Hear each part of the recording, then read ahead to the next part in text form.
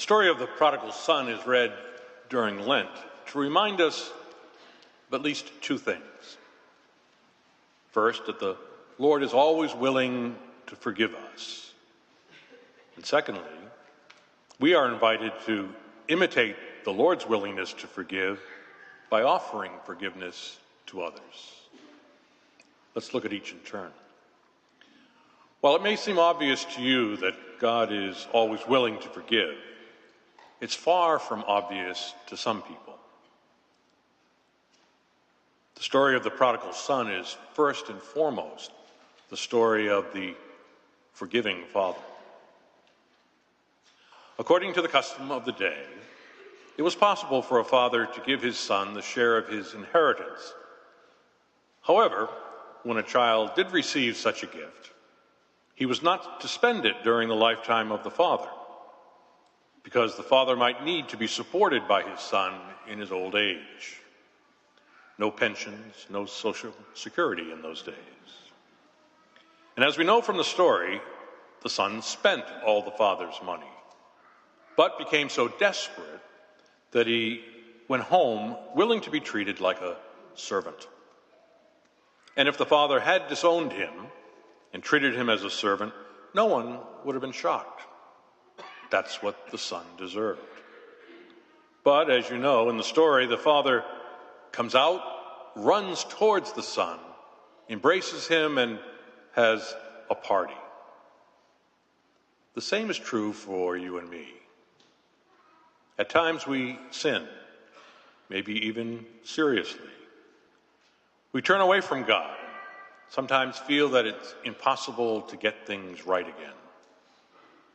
But today we receive the invitation to see how powerful God's love is for us. There is nothing that we can do that makes it impossible to come home again. All we have to do is ask.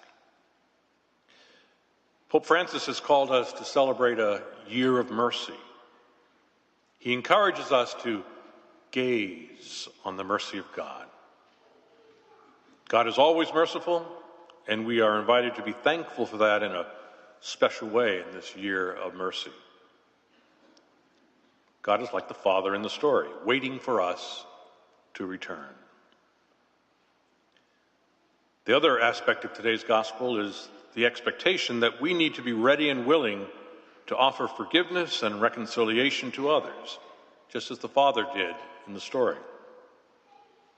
To be sure, we may be justified in our anger.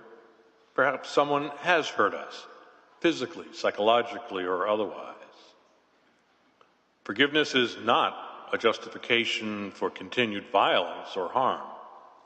It is, however, the ability I have to take control of the situation, not to allow my understandable feelings to control who I am as a person. Not to forgive is to allow the perpetrator of my hurt to continue to have control over my life. It's the old saying that the one who forgives ends the quarrel. To quote Francis again on a homily he gave earlier this week on forgiveness, he said that when God forgives, it's almost as if God forgets. But we need to forgive and forget when we forgive others. The Pope said it's that almost always what we say, in effect, is, I forgive you, but you'll pay later. As we continue our Lenten journey, halfway through Lent, we're invited to do these two things. Recall the ever-willingness of the Lord to forgive us, and we ask for the grace of God to be able to imitate that generous forgiveness in our relationship to others. And as is often the case, much easier said than done.